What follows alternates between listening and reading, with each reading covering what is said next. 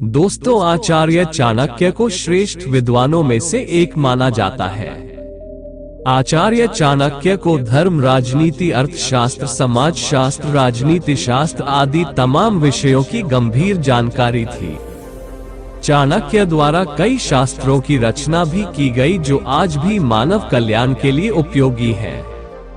उन्होंने अपनी नीतियों में काफी कुछ लिखा है। उनके द्वारा बताई गई हर एक नीति मनुष्य को जीवन में लक्ष्य पाने के लिए प्रेरित करती है। यदि इन बातों पर गौर किया जाए तो व्यक्ति कई तरह की परेशानियों से बच सकता है।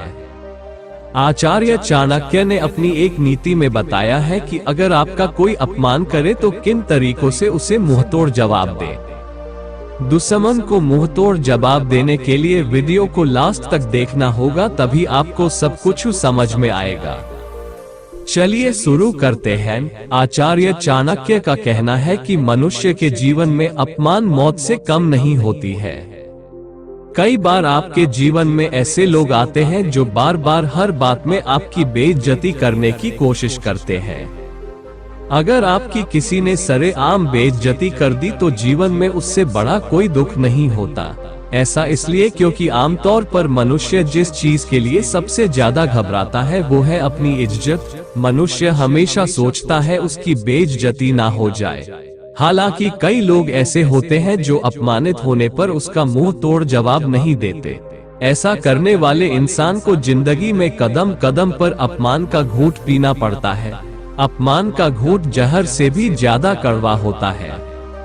अगर आपका कोई बार बार अपमान कर रहा है तो उसे वहीं रोकिए। जिस तरह से बीता हुआ वक्त वापस नहीं आता है, ठीक उसी तरह से अगर किसी ने आपका अपमान सबके सामने कर दिया है तो आपको लोगों की नजरों में वो जगह नहीं मिलेगी जो जगह पहले से थी। इसलिए अगर कोई आपका अपमान करे तो उसे उसी समय मुंहतोड़ जवाब दे। आचार्य चाणक्य का कहना है कि अपमान का घूंट जहर से भी ज्यादा कड़वा होता है।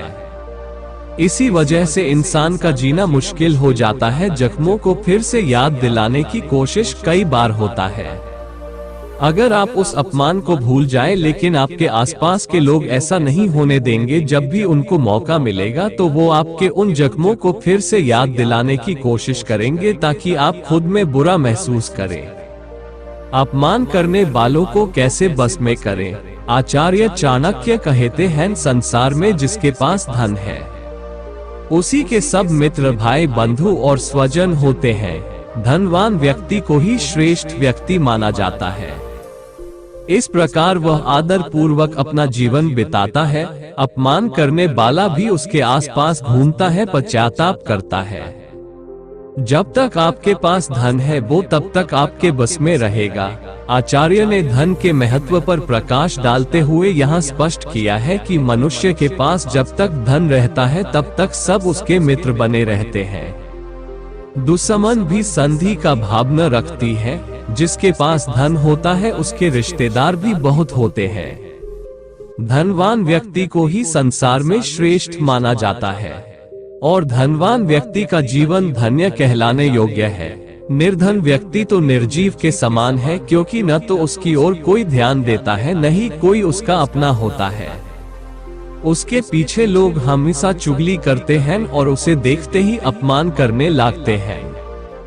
ऐसे में आपको झगड़ा करने के बजाय खुद पर ध्यान देना चाहिए, लोगों पर नहीं। आप किसी एक फील्ड में कामयाब होने के बाद वही लोग दुम हिलाते हिलाते आपके पीछे पीछे आएगा, आपसे इज्जत से बात करेगा और वो आपके साथ ऐसा क्यों किया जीवन भर पश्चाताप करेगा। अपमान करने वालों को इससे बड़ा मुंहतोड़ जवाब क्या हो सकता है। धन में ऐसी शक्ति है कि सब जानते हुए भी यह आने जाने वाला है। धन किसी के पास नहीं ठहरता है, फिर अभी सब लोग धनवान व्यक्ति को ही अपना मित्र और भाई, बंधु, रिश्तेदार बनाना उचित समझते हैं। इसलिए आचार्य चाणक्य कहते हैं, जिसका पास धन हो वो सबको अपने बस में कर सकता है। मधुर व्यवहार से मुंहतोड़ जवाब दे। हम लोगों को सबसे पहले उनकी बातों से परखते हैं और उनके व्यवहार को समझते हैं कि वो कैसा व्यक्ति है। इसलिए कोई भी व्यक्ति यदि आपका अपमान करे तो अब कभी भी गुस्से में आकर उसे जवाब ना दे। आप शांत रहकर मधुर व्यापार कीजिए, शायद वो अपनी गलती को मान ले। इसलिए चाणक्य कहते हैं, जिसके पास समझदारी होता है वो हर परिस्थिति को बिना डरे बिना लड़े आसानी से सामना कर सकती है। आचार्य चाणक्य कहते हैं, अपमान करने वाले नरक क्यों जाते हैं। जैसे फूल में सुगंध, दीपक में तेल, सूखी लकड़ी में अग्नि, दूध में घी और गन्ना में गुड़ तथा मिठास होती है, वैसे ही हर प्राणी के शरीर में आत्मा और परमात्मा विद्यमान रहते हैं। बुद्धिमान मनुष्य को विवेक का सहारा लेकर आत्मा और परमात्मा को जानने का प्रयत्न करना चाहिए। कभी किसी का अपमान नहीं करना चाहिए। जो लोग दूसरों का अपमान करते हैं वो पापी होते हैं, क्योंकि सबके शरीर में परमात्मा वास करते हैं। ये जानते हुए भी यदि कोई किसी का अपमान करे तो वो किसी दूसरों को नहीं, स्वयं परमात्मा को अपमानित करता है। ऐसे लोग नरक में जाते हैं। चाणक्य कहते हैं, बदबू केवल सड़े हुए फूलों से आती है, क्योंकि खिले हुए फूल हमेशा खुशबू फैलाते हैं। आचार्य चाणक्य कहते हैं कि अगर बदबू फैलाने वाले सड़े हुए फूलों के पास हम जाएंगे तो हमें बदबू ही मिलेंगे। इसी तरह जो इंसान दूसरों का अपमान करता है, ऐसे लोगों की सोच बहुत ही छोटी होती है। इस कारण ऐसे लोग जीवन में कभी कामयाब नहीं हो पाते हैं। इसलिए कि जिन लोगों को दूसरों का अपमान करना अच्छा लगता है, उन लोगों से दूरी बनाए रखने में ही भलाई है। अपमान करने वाले लोग, दोस्तों, ये लोगों का बात ऐसे होता है जो कभी कभी हमें अपमानित महसूस करवाता है, लेकिन ये बात को हमें गहराई से समझने के लिए कभी कभी 8 से 10 साल भी लग जाता है और बाद में समझ में आता है वह बात सही था। इसलिए दोस्तों, इस तरह की लोगों को नीचा दिखाने की बात तो आप अपने दिमाग से हटा दीजिए और ऐसे लोगों से ऊंची आवाज से बात तक भी नहीं करनी चाहिए। आचार्य चाणक्य कहते हैं, अपमान करने वाले लोगों से बदला लेने के लिए कभी भी नहीं सोचना चाहिए। उनसे से बदला लेने के लिए सोचने से पहले अपनी सुरक्षा के बारे में सोचना चाहिए। जैसे शत्रु हमारे कुछ भी बिगाड़ नहीं सकता, व्यक्ति को पहले ऐसे रणनीति अपनाना चाहिए जिससे व्यक्ति का धन संपत्ति बचे और ऐसे कई सारे चीजें शत्रु के सामने सुरक्षित रह सके। ऐसे उपाय व्यक्ति को पहले से ही कर लेना चाहिए।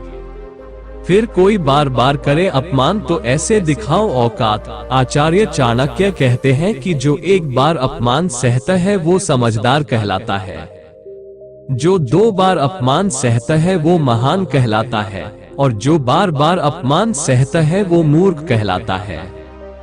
आचार्य चाणक्य अपनी चाणक्य नीति में बताते हैं कि बार बार अपमान का घूंट पीना मूर्खता की निशानी है। दरअसल आपको बेइज्जत करने वाला आपको परेशान देखकर खुश होता है और इसे अपना मनोरंजन का हिस्सा मानता है, तो ऐसे में आपको खुद पर काबू करने की जरूरत है।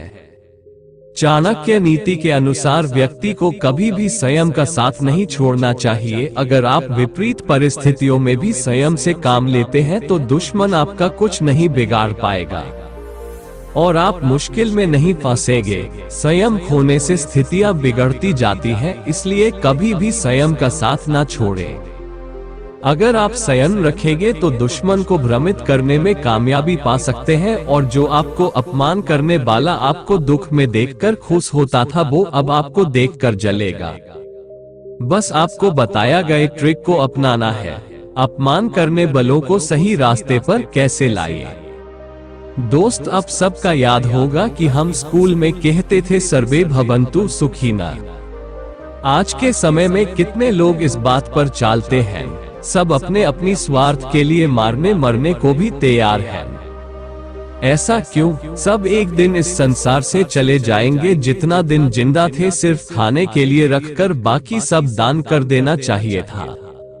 दे से तू आया था, बे से तू जाएगा। धन का बात छोड़ एक कपा भी नहीं ले पाएगा। जो गलत है हम वो कार्य क्यों करें? दूसरों को अपमान करना भी गलत है। ये जानते हुए भी लोग ऐसे गलतियां कैसे करते हैं? मृत्यु के बाद आत्मा जरूर सोचेगा कि जी के मोटिवेशन हाउस जो भी कहा था सही कहा था।